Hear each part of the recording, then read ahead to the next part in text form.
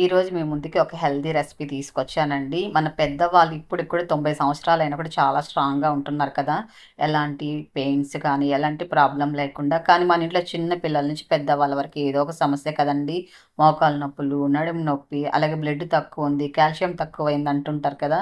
అలాంటి సమస్యలు లేకుండా మనం కూడా వాళ్ళలాగా పెద్దవాళ్ళలాగా స్ట్రాంగ్‌గా ఉండొచ్చండి.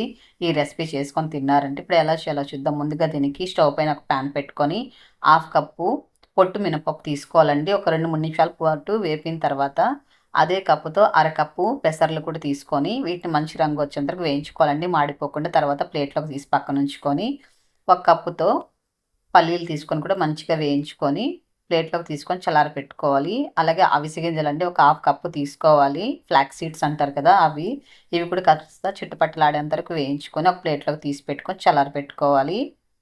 అదే కప్పుతో హాఫ్ కప్పు నువ్వులు కూడా తీసుకోవాలండి. నేనైతే నల్ల నువ్వులు తీసుకున్నాను. మీరు కావాలంటే తెల్ల నువ్వులు కూడా తీసుకోవచ్చు. వీటిని కూడా బాగా చిటపటలాడేంత వరకు వేయించుకొని చల్లారపెట్టుకోవాలి. అదే కప్పుతో పావు కప్పు తెల్ల నువ్వులు కూడా కాస్త దోరగా వేయించుకోవాలండి. కలర్ చేంజ్ అవ్వకుండా. వీటిని కూడా పక్కన పెంచుకుందాము.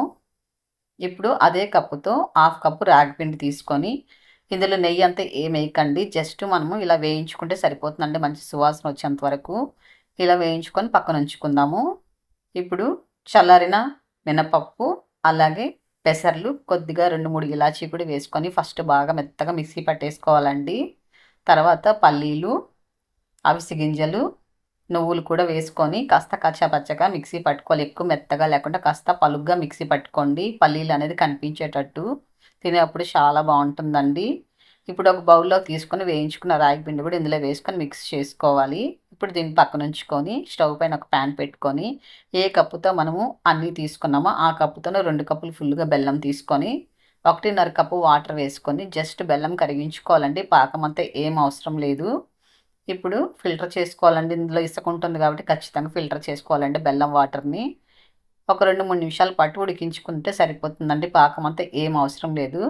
ఒక 2, 3 నిమిషాలు ఉడికించుకున్న తర్వాత హాఫ్ కప్పు ఎండు కొబ్బరి తురుము వేసుకోవాలి. మనం వేయించుకున్న నువ్వులు కూడా కొద్దిగా వేసుకొని కొద్దిగా పక్కనుంచుకోవాలి.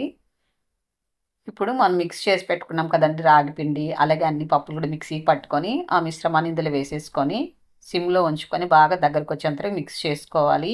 మీకు నచ్చితే ఇందులో నెయ్యి కూడా వేసుకోవచ్చు. అంటే నేనైతే నెయ్యి వేయలేదు. చాలామంది నెయ్యి తినరు కాబట్టి నేను ఇట్లే చేస్తున్నానండి. మీకు నచ్చితే ఇందులో ఇప్పుడు నెయ్యి కూడా వేసేసుకోవచ్చు.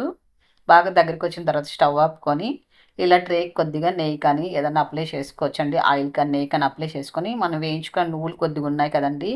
అవి ఇందులో వేసేసుకొని ఇప్పుడు ఇదంతా కూడా ఇందులో వేసుకొని బాగా ఇలా సరి చేసుకొని జస్ట్ ఒక 10, 15 నిమిషాల పాటు పక్కనుంచుకొని తర్వాత ఇలా తీసేసుకోవచ్చండి. ప్లేట్‌లోకి చక్కగా వచ్చేస్తుంది. ఇప్పుడు మనకి ఏ షేప్‌లో కావాలో ఆ షేప్‌లో కట్ చేసేసుకోవడమే. దీనిపైన కాస్త పల్లీలు పెట్టివ్వండి. పిల్లలు చాలా ఇష్టంగా తింటారండి. చూడండి ఎంత చక్కగుందో. చాలా టేస్టీగా ఉంటుందండి. నెయ్యి కానీ, పాకంతో కూడా పని లేకుండా చాలా ఈజీగా ప్రతి ఒక్కరు కూడా చేసుకోవచ్చు. ఇంత హెల్తీ రెసిపీని తప్పకుండా ట్రై చేయండి. అలాగే లైక్ చేయండి. ఈ వీడియోని అందరికీ షేర్ చేయండి.